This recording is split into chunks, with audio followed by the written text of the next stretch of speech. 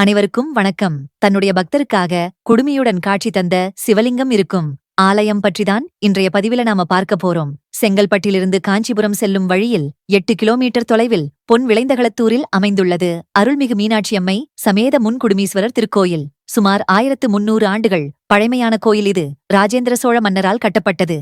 தர்ப்பசயன ராமர் கோயிலும் இங்கு அமைந்துள்ளது. இத்தலத்து சிவலிங்க பாணத்தின் உச்சியில் குடுமி போன்ற தோற்றமுள்ளது ஒரு அபூர்வ அமைப்பாகும். சிவனால் மணிமகுடம் சூட்டப்பட்ட 63 நாயன்மார்களில் ஒருவரான கூற்றுவ நாயனார் வழிபட்ட பல கோயில்களில் இத்தலமும் ஒன்று.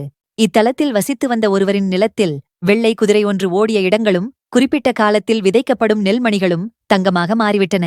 எனவே இந்த கிராமம் பொன் விளைந்தகளத்தூர் என்று அழைக்கப்பட்டது. பிறகு பி.வி. களத்தூர் என்று ஆனது. நமது ஈசனை தேடி சேனலை சப்ஸ்கிரைப் பண்ணலைன்னா இப்ப சப்ஸ்கிரைப் பண்ணிக்கோங்க. நமது சேனலோட அனைத்து வீடியோக்கள் அப்டேட் உங்களுக்கு கிடைக்கிறதுக்கு பெல் பட்டனையும் பிரஸ் பண்ணிட்டு இந்த வீடியோவை தொடர்ந்து பாருங்க. இப்பகுதியை ஆண்ட சோழ மன்னனுக்கு குழந்தை பாக்கியம் இல்லை. சிவபக்தனான அந்த மன்னன் குழந்தை பாக்கியம் வேண்டி சிவனுக்கு பல கோயில்கள் கட்டினான். அந்த கோயில்களில் இதுவும் ஒன்று. தினமும் காலையும் மாலையும் இறைவனுக்கு சாற்றிய மலர் மாலையை மன்னனுக்கு சென்று சேர்க்கும் பணியை செவ்வனே செய்து வந்தார் இந்த ஆலயத்தின் அர்ச்சகர். ஒரு நாள் வழக்கம் போல் பூஜையை முடித்த அர்ச்சகர் சுவாமிக்கு அணிவித்த மாலையை எடுத்துக்கொண்டு சற்று ஓய்வெடுக்க அருகிலிருந்த தன் வீட்டிற்கு சென்று விட்டார். சிறிது நேரத்தில் அந்த மாலை மன்னனுக்கு சென்று சேர வேண்டும்.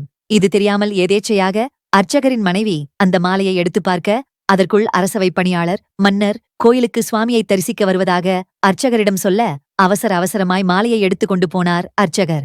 அர்ச்சகரின் மனைவியின் நீண்ட தலைமுடி ஒன்று அந்த மாலையில் சிக்கிக் கொண்டதை யாரும் கவனிக்கவில்லை. சுவாமியை தரிசிக்க வந்த மன்னனுக்கு அர்ச்சகர் அந்த மாலையை கொடுக்க, முதலில் மன்னனின் கண்களில் பட்டது அந்த மாலையில் சிக்கிக் கொண்ட நீண்ட தலைமுடிதான். மன்னர் அர்ச்சகரிடம் கோபமாக, இது என்ன தலைமுடி என்று காரணம் கேட்க, பயத்தில் அர்ச்சகர் அந்த சமயத்தில் என்ன சொல்வது என்று தெரியாமல், நமது சிவலிங்கத்தின் தலையில் சிகை இருக்கிறதே, அந்த குடுமியில் இருந்த முடி ஒன்றுதான் மாலையில் ஒட்டிக்கொண்டுள்ளது என்று சொல்லி வைக்க, உடனே மன்னர் இறைவனின் தலையில் உள்ள குடுமியை காட்டுமாறு கேட்டார். அதற்கு இன்றைய பூஜைகள் முடிந்துவிட்டதால் நாளை காட்டுவதாக அர்ச்சகர் கூறினார். மன்னனோ அதை நம்பவில்லை.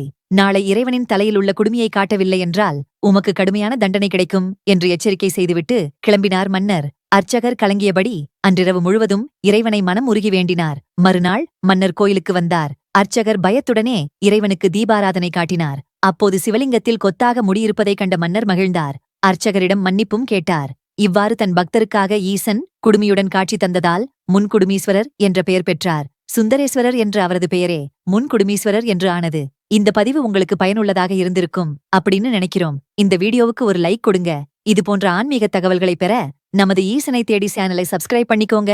மீண்டும் அடுத்த பதிவுல சந்திக்கலாம். நன்றி. திருச்சிற்றம்பலம்.